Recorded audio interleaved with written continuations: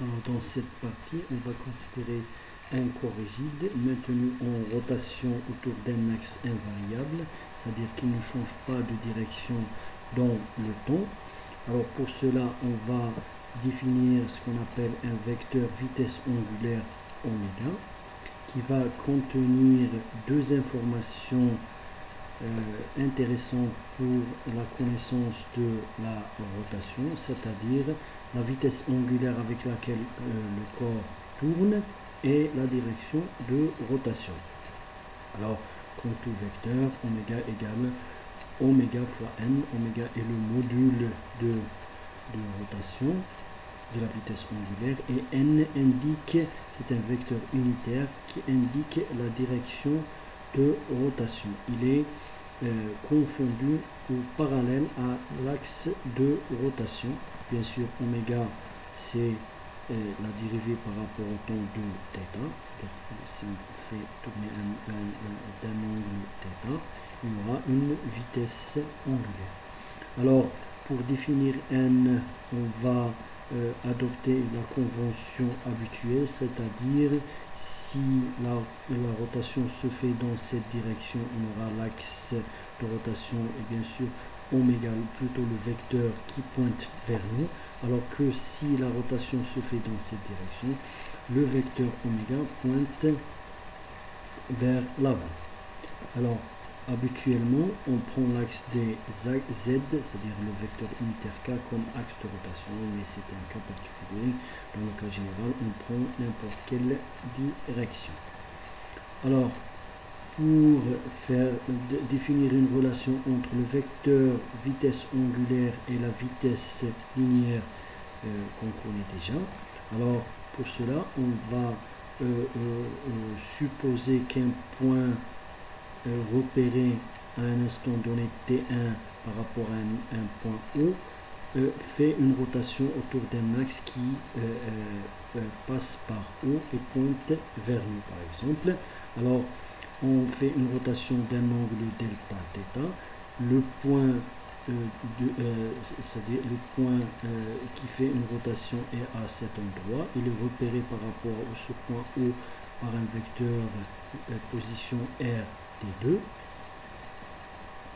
Alors, la différence des deux vecteurs RT1 et RT2 c'est un vecteur delta R qui pointe dans cette direction avec un vecteur unitaire U.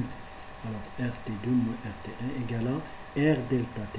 Alors, c'est comme si on a un arc, delta R, R delta θ fois le vecteur unitaire, la direction U. Bien sûr, on pose delta t égale à t2 moins t1.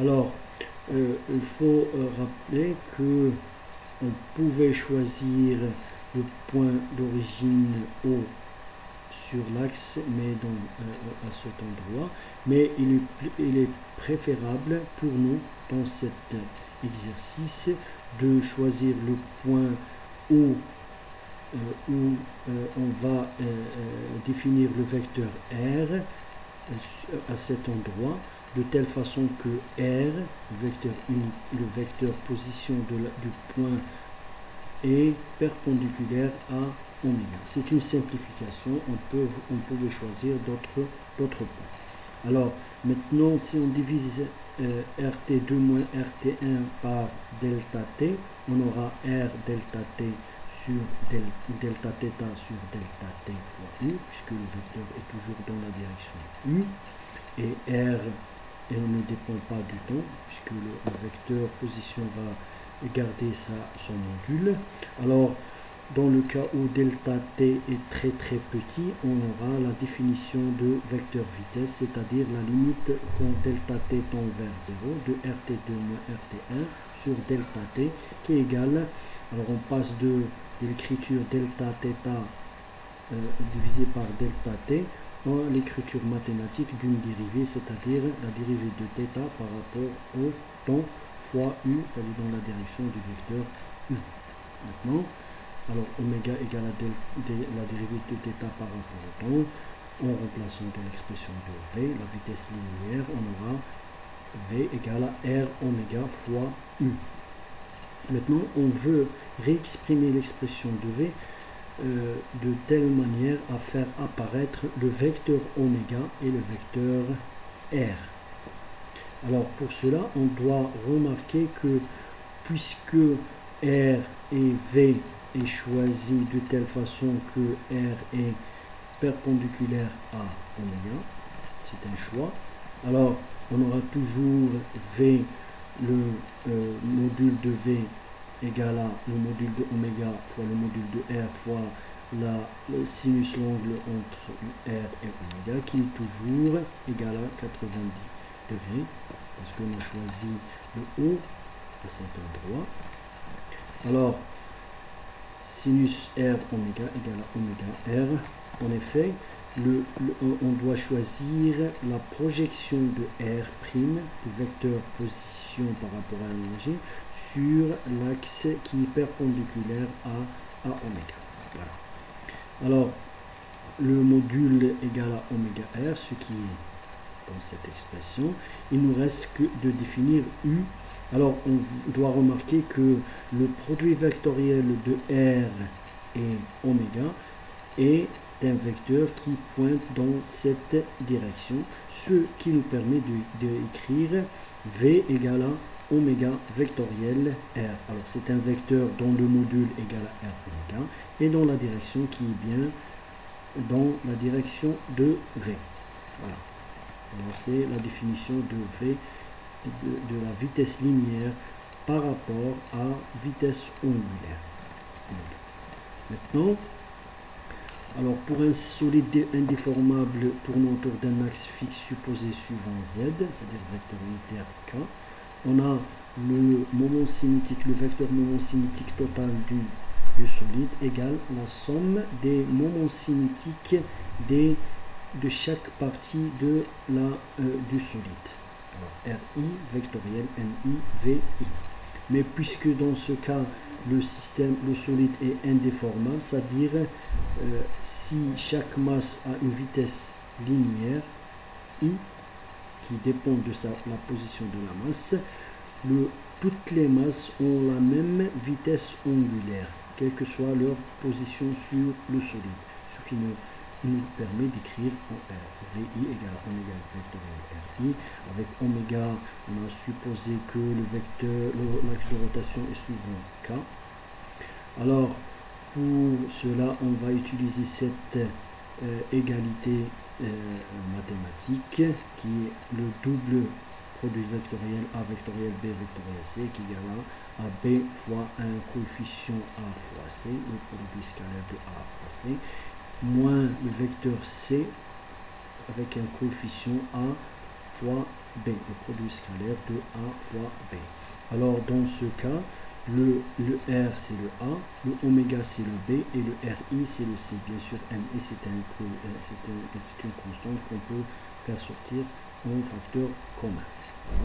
Voilà. Alors, on aura le vecteur G égale à MI, la somme est sur MI, alors oméga fois le produit scalaire RI fois RI, moins RI, le produit scalaire de RI fois oméga. Alors, puisque RI fois RI égale à RI au carré, voilà. RI fois oméga égale à ZI fois oméga, parce que, rappelons-le, oméga égale à oméga fois K, c'est une supposition, et RI est le vecteur position du point considéré qui est égal dans sa forme générale XII plus YIJ plus ZI K. Alors, puisque c'est un vecteur, il a trois composantes suivant X, suivant Y et suivant Z. Alors, puisque oméga a une seule composante suivant Z, les autres composantes sont nulles, ce qui donne la composante suivant X du moment cinétique par rapport au point égal à la somme moins MI, ZI, XI, oméga. Alors, puisque oméga c'est une constante, on peut la faire sortir de l'intégrale. G de Y égale moins oméga la somme de MI, YI, ZI. Et la composante suivant z du moment cinétique par rapport au point O égale à mi r. Alors oméga une composante suivant k. Pour cela, on a cette expression. Rappelons que ri au carré moins zi au carré égale à xi au carré plus yi au carré. Alors, c'est un vecteur avec trois composantes qu'on peut les réécrire sous cette forme. Bien sûr, on a toujours le oméga qui est un facteur commun avec ixz qui a cette expression, yz qui a cette expression et yoz qui a cette expression mixi au carré plus yi au carré.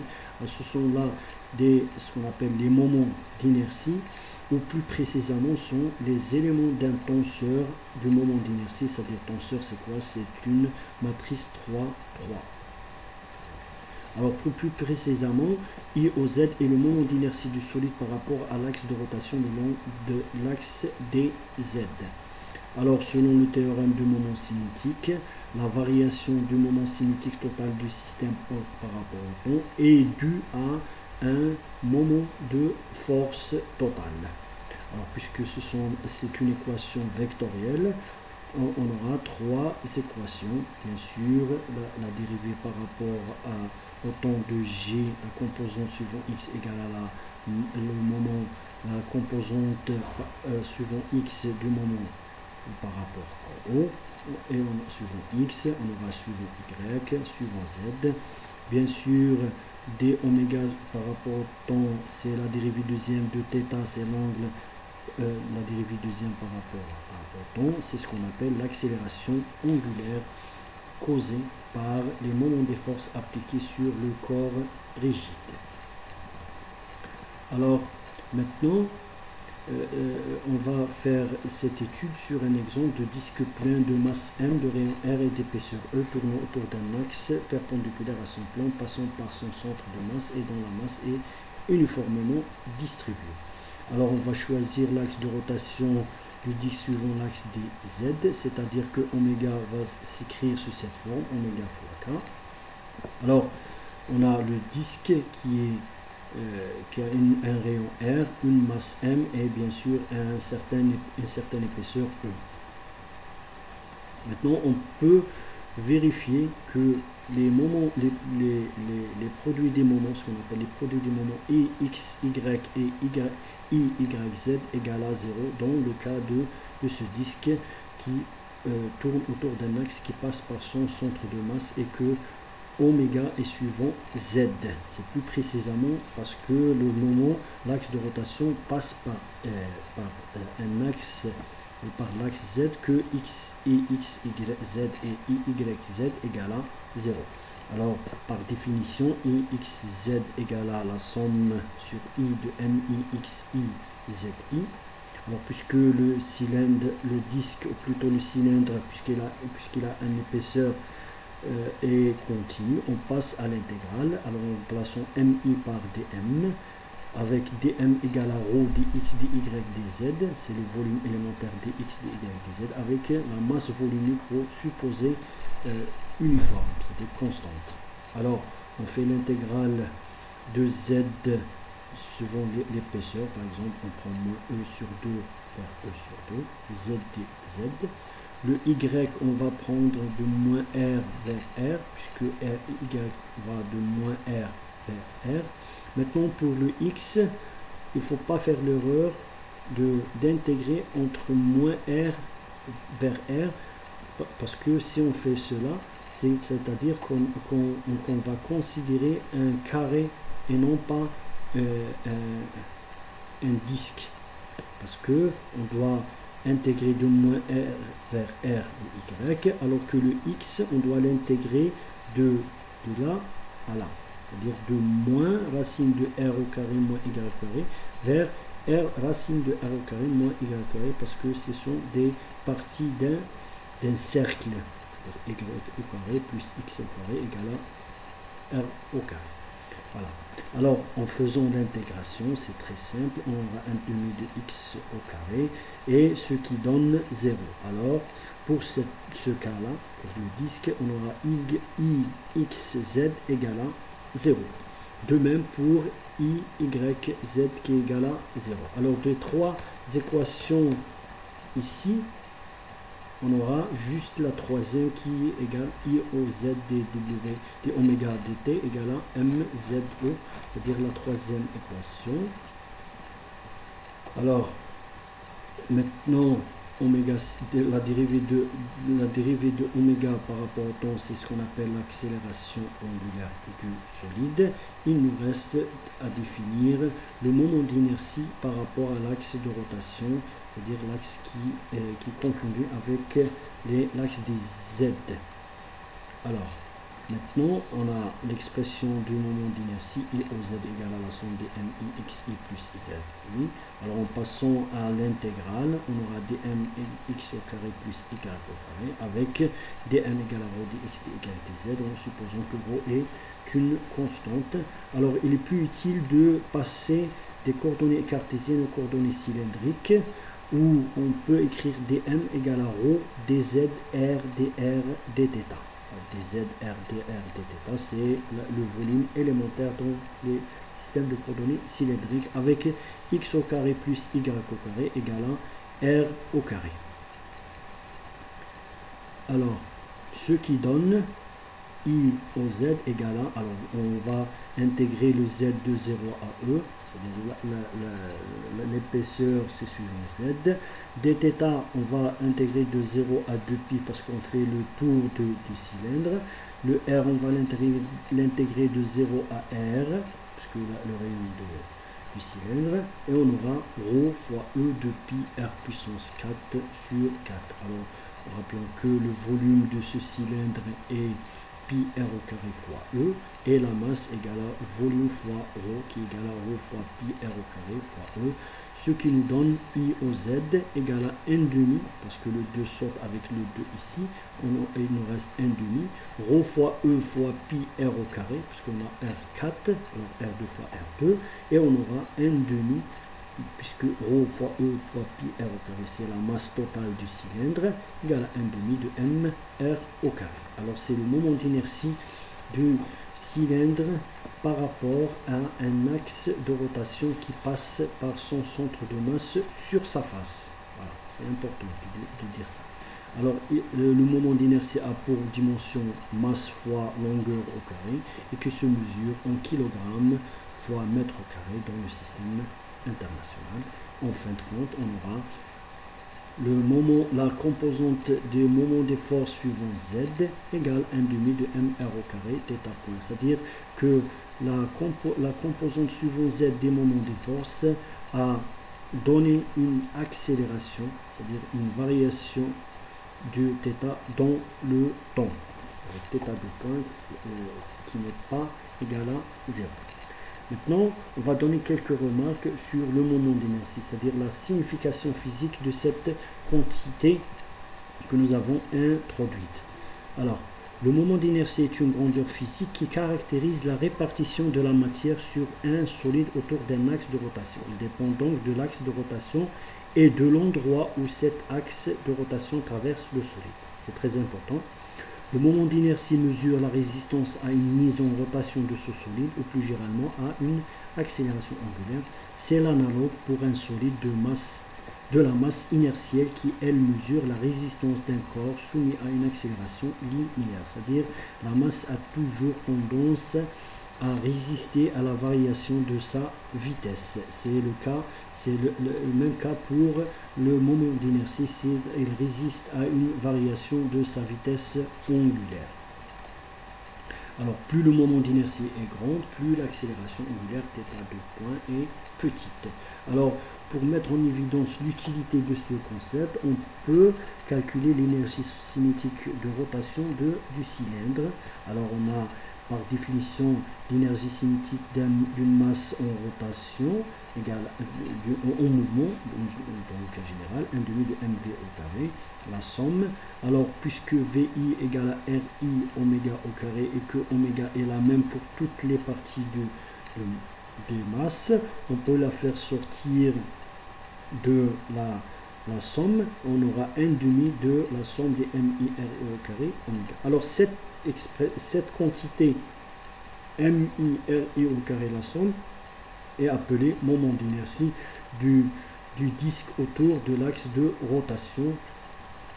Alors, à comparer avec l'énergie cinétique de translation d'un solide, c'est pas le même solide. Si le solide fait une translation, alors si il fait une translation, on a toujours un demi de mv au carré, mais dans ce cas, toutes les parties de la masse ont la même vitesse linéaire. C'est pour ça qu'on peut faire sortir V de l'intégrale, de la somme, et on aura E égale à 1 demi de la mv, puisque grand M est la somme des masses de toutes les parties du système. Voilà.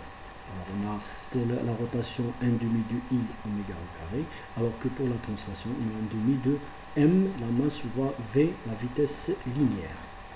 Voilà. Maintenant, un dernier point, c'est que on a remarqué qu'il est plus facile de faire tourner un disque autour d'un axe qui passe par son centre de masse que de le faire tourner par rapport autour d'un axe qui ne passe pas par son centre de masse. Alors, ce phénomène se traduit par le théorème de Huygens, c'est que selon le théorème de Huygens, le moment d'inertie par rapport à l'axe delta prime, ne passant pas par le centre de masse du disque et qui parallèle à l'axe delta qui passe lui par le centre de masse, est égal à le moment d'inertie par rapport à l'axe qui passe par le centre de masse plus m d au carré. Alors m c'est la masse du cylindre, du corps, d c'est la distance entre l'axe de rotation qui passe par le centre de masse et delta prime, c'est-à-dire l'axe autour duquel on va faire tourner le disque. Merci.